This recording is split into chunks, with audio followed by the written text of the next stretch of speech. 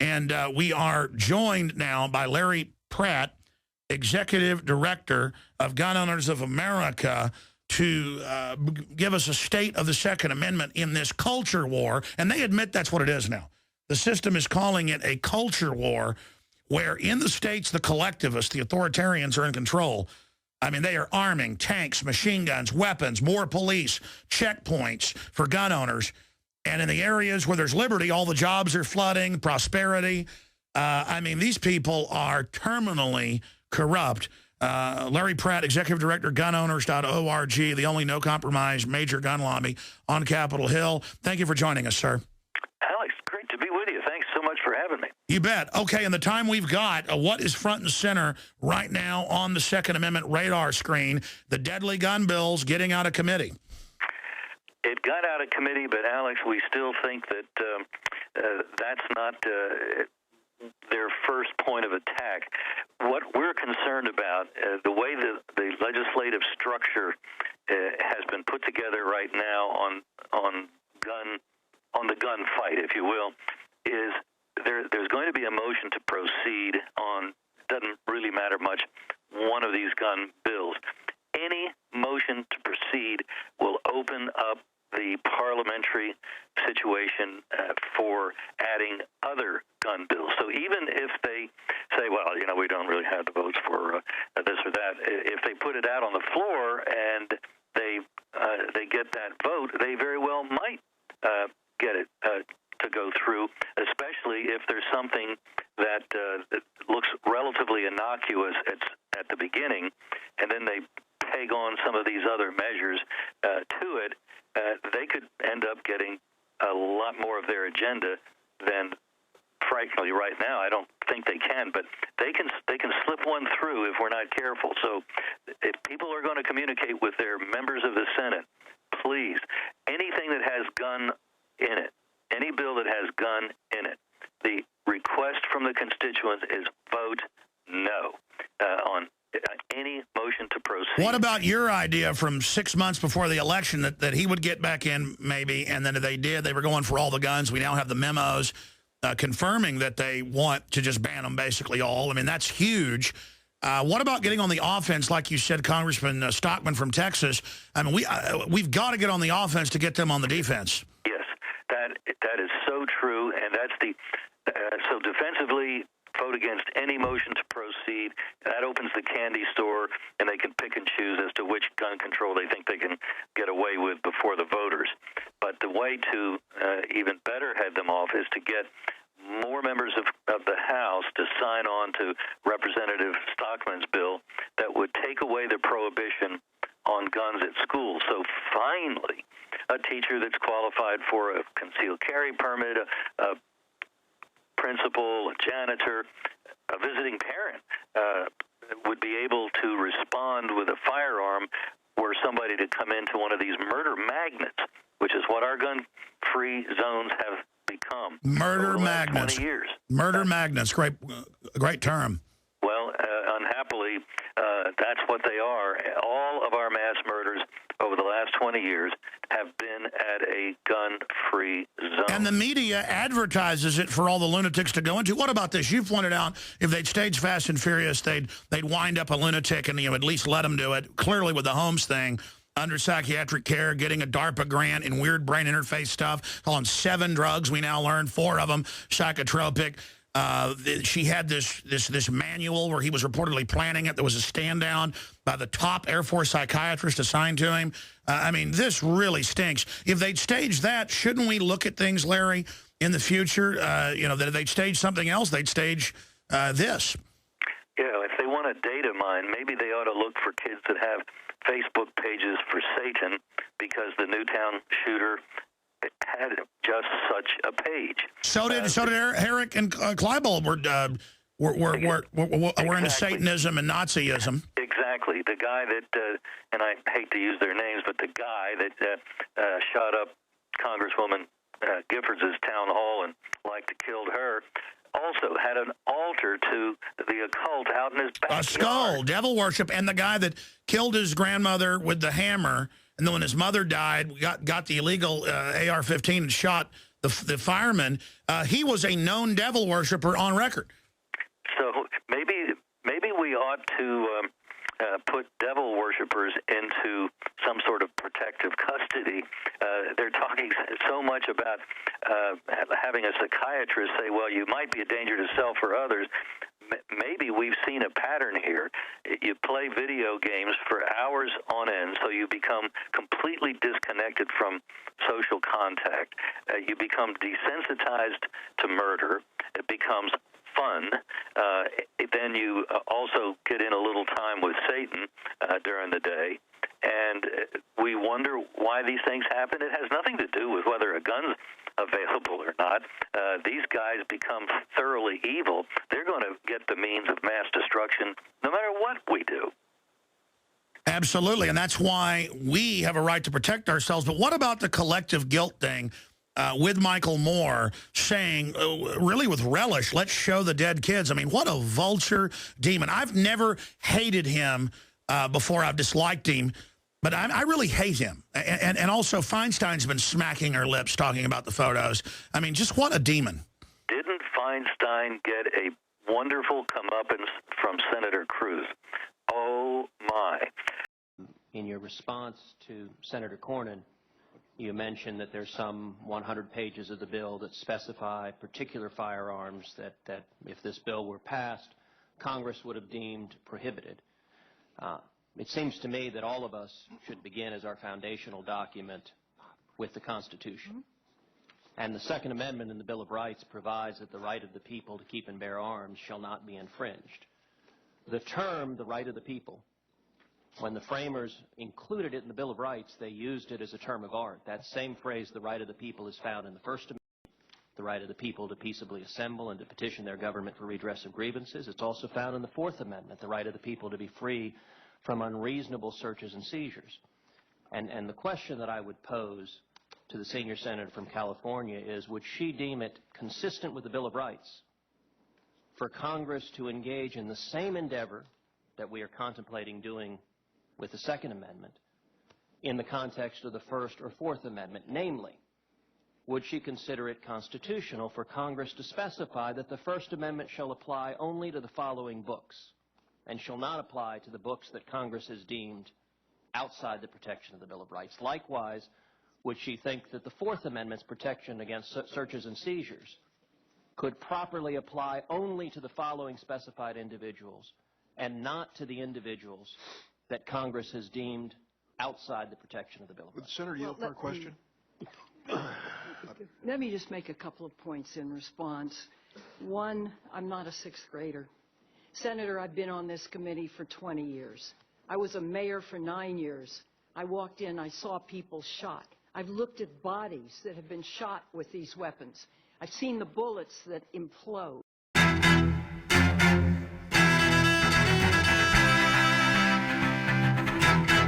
Well, Senator Feinstein, if the Second Amendment permits the banning of certain guns, then by that logic, does the First Amendment permit the banning of certain books, but others being protected? And does the Fourth Amendment permit the invasion of some people's privacy, but not other people's privacy? She went off on that. She said, how dare you lecture me? I've been here for 20 years. Well, that's the problem, witch. Exactly right. Oh, she's indicting herself now. Oh, I tell you, I mean, Ted Cruz at least has worked in the private sector and done a lot of other stuff and is a libertarian.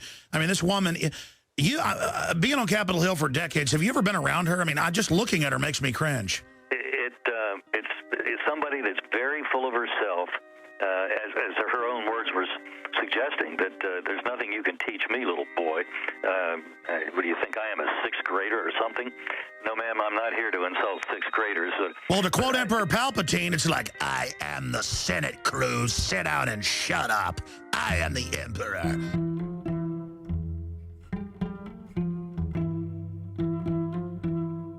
But after 20 years, I've been up close and personal to the Constitution. I have great respect for it. This doesn't mean that weapons of war and the Heller decision clearly points out 3 exceptions, 2 of which are pertinent here. And so I You know, I mean, it's fine you want to lecture me on the Constitution. I appreciate it. Just know I've been here for a long time. I've passed on a number of bills. I've studied the Constitution myself. I am reasonably well educated, and I for the lecture. Incidentally, this does not prohibit, you use the word prohibit, it exempts 2,271 weapons. Isn't that enough for the people in the United States? Mr. Do Chairman? they need a bazooka?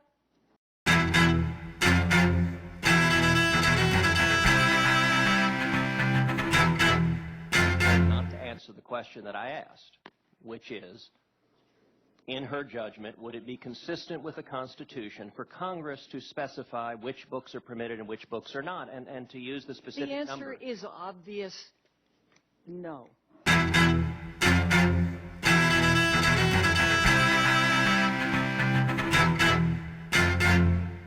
None of these rights are absolute. None of them.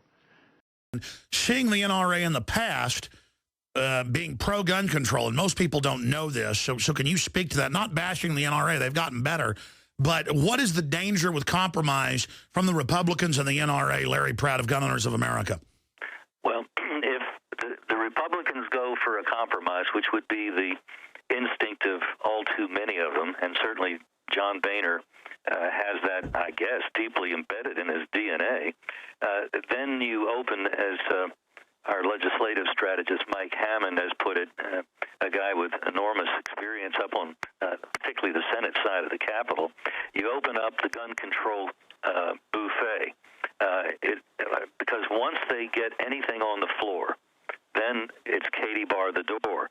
And so what we're telling senators and what we want anybody else that wants to try to shut this thing down is call the Senate, let your senators know, vote no on any motion to proceed on anything that has the word G-U-N in it. Doesn't matter if it's a John Wayne celebratory resolution. It's just not something that needs to be voted on, because then they can start getting into real mischief once the issue is open. If we keep it off the floor, if they have a filibuster going on the motion to proceed, or because they're just afraid to vote and put it out, because they know we're watching and we're going to try to take some of them down, Republican and Democrat, in the next primaries and election, then I think we may be able to dodge the bullet.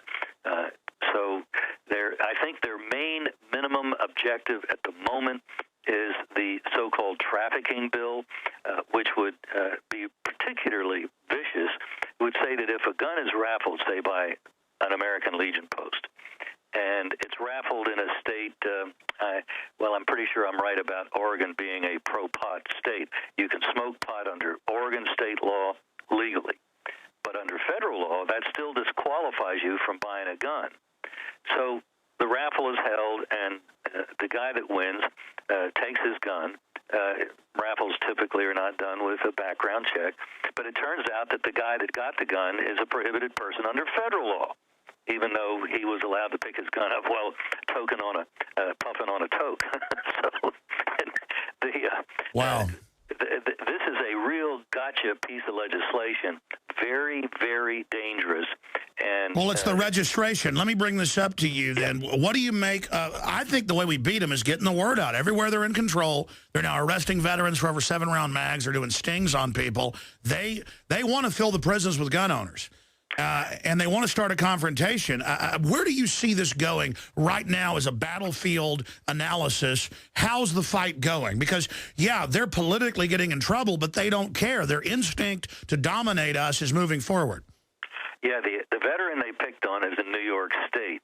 But now I think the legislators in New York State realized that maybe they shouldn't have let Como buffalo them, if you will, and run that bill banning guns and magazines so fast, because there is a growing, building anger, and even people in New York State are talking about, they've talked to their state police in their county, and they've told them, you better not try to do anything for Como's legislation, because that's illegitimate.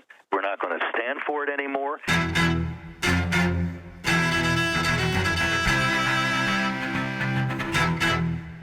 All right, here, L.A. Times announces white men are the terrorist, and the Examiner got it right. It said, L.A. Times says white men are a greater threat than Al-Qaeda. So really, really amazing info to see that. And they say there's a new terrorist. They're Christian religious people, and they're white, and they believe in guns, and they believe we're coming for their guns, and they're belligerent. So we need FBI task forces to come after them. Here's the Southern Poverty Law Center report, and it's Larry Pratt and Alex Jones. I mean, they've really crossed the Rubicon on where you say, I don't want socialist health care, racist. I don't want gun control, you're racist. And you go, well, what's your argument that's racist? Racist. Larry Pratt, what do you make of that? They are, I think, at a point where they're really getting kind of desperate. They were hoping that with Obama in for a term where he doesn't have to face re-election, that it was going to be Katie bar the door. And I think that explains why the media feeding frenzy following Newtown has far outlasted the feeding frenzy that followed Columbine. But Columbine was only 4 years after the Democrats lost control of the House because of their support for Feinstein's gun ban. Well, now she's back, and the issue is heating up again, and apparently they think somehow they're going to be more politically able to take the heat. I don't think so. I think they're hurting themselves. Every day that they keep this debate going is another day that more Americans understand that, gee, these people really want control over about everything, don't they? Well, you betcha now you've got the message. It's not just about guns. It's about everything that free people do and want to do. And Janet Napolitano is got to be really happy because she's the one that started out this, at least from the Obama administration, saying that it's people that are constitutionalists, pro-lifers, pro-Second Amendment, veterans. These are the potential terrorists that police need to be watching out for. No wonder jihadists are able to blow so many places up, because it's like Inspector Magoo. They're looking at all the wrong places. Well, the L.A. Times actually says at the end of the article, Patriot Peril, it says it's time to shift from al-Qaeda and shift to the right wing. And it really is like a bunch of Che Guevara revolutionaries. You know, they write all these weird articles about how they're going to arrest us and all the stuff they're going to do. I mean, it's really creepy.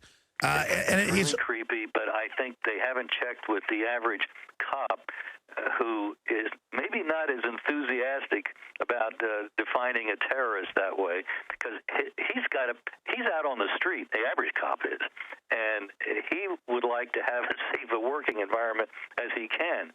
And I think most cops, maybe not up in the hierarchy where they're sort of bowing and kowtowing to the politicians, but the average cop wants to come home at night, and he knows that there is an element of danger in his job. Sure. And his job isn't going to be made any easier. Well, they know high gun areas have less crime. All the local and FBI statistics, it's like 49% lower. And the areas where they took all the guns are bloodbaths for everybody. Larry, what about the good news on the offense front?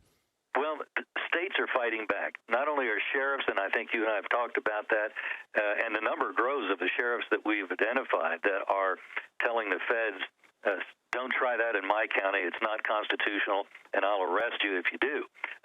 But states are now considering legislation that would tell the feds, we'll make it state law that will put you in jail if you come into our state and try to enforce unconstitutional gun laws. And in some cases, I think they've also broadened it so that if the feds try to arrest somebody for the kind of fertilizer he puts on his farm, or a number of other areas where the feds have completely gone beyond the limits of the They're talking about jail time in rulemaking, as you know, last year for hay dust. Well, the jail time that needs to be talked about is a minimum 366 days on a penalty for violating a state law, say a gun law, which, say, permits you to do something that the feds don't like in the Second Amendment area. If they get convicted in that state of an offense, and they could have been punished for up to 366 days. Doesn't matter if they never served a day in jail. They lose their gun rights under federal law, and they're no longer what about the gun manufacturers moving en masse to not sell to government agencies that are anti-gun? I mean, I think it's time to absolutely defeat these people, or long-term, they're going to bring in the giant hordes of illegal aliens, indoctrinate them in socialism and anti-gun liberty, and it's game over. Now, they're going to hunt us down, and then it'll be a giant civil war. These people are crazy. They're very highly motivated because they want to control everything. They're convinced that, like socialists are, that they know best, and that we just need to shut up and do what we're told. And that's why they tried to control political speech. John McCain and then others after him have tried to keep us from speaking as much as we could politically, limiting how much money we'd be able to raise and spend and so forth. These people don't want to have an argument. They just want you and me to shut up. They'd love nothing better than to take your show off the air and our email off the internet, which people can get if they go to gunowners.org. It's just a never-ending battle, and it's certainly not just about guns. Larry Pratt, I know you got to go here in a few minutes. We were talking during the break. Any other tidbits of legislative news people need to know? And then we're going to roll some video for TV viewers, but for radio listeners, we'll give out the name at the end of the video when you're talking about it, of the video online. What is that headline? I think it's something like Joe Biden buy a shotgun. I think that's all it's called. And the other video with millions of views is Too Funny, Women Take Joe Biden's Advice. That's the name of the video. In fact, I'll have Kurt Nimmo repost it in the tiles at InfoWars.com right now. It's got millions and millions of views, and it shows women who don't know how to shoot guns, obviously, firing 12 gauges. And I'll tell you, I've got 12 gauges when you're shooting double-aught buck or slugs that have a bigger kick than single shot without springs like Barrett's. I've got a Barrett, too, that have more kick. And so you've got these women shooting high-powered 12-gauge shotguns, blowing them back, and then Biden saying, get a shotgun, just don't have an AR-15. Well, an AR-15, folks, is perfect for women because there's almost no recoil. My 8-year-old daughter shoots bullseye now at about 100 yards with an AR-15. Well, it's an M4 Bushmaster. The video that I think you and I both are thinking about, and not only shows the women getting blown back on their backsides, but it also shows a lady who's firing an it looks like an AR-15. Boom, boom, boom, boom. She hardly flinches, and she just keeps, going to the next target, the next target, the next target. And the contrast, you don't need any lecture. You just have to look and see what happens to the women following Biden's advice or the women that follow somebody who knows something about guns advice. What do you make of him saying, walk out and fire it in the air? In most cities, that's a reckless discharge. You're going to go to jail. I mean, he's giving people felony advice. Somebody already did that, and he has been charged. And the problem is what goes up has to come down. And so if you're just firing to follow Uncle Joe's advice, you may put a load of buckshot right in the pool party somewhere down the block. And his advice also subsequently was followed up by an even better idea. Well, just fire through the door. Well, you really know what's on the other side of the door? Is that a really good idea? And meanwhile, if you fire both of those barrels, you manage to fire both without it blowing out of your hand, Mrs. America. You're unarmed now. All you have is about a 5-pound stick, and you'd have to reload, and that's going to take a little bit of time.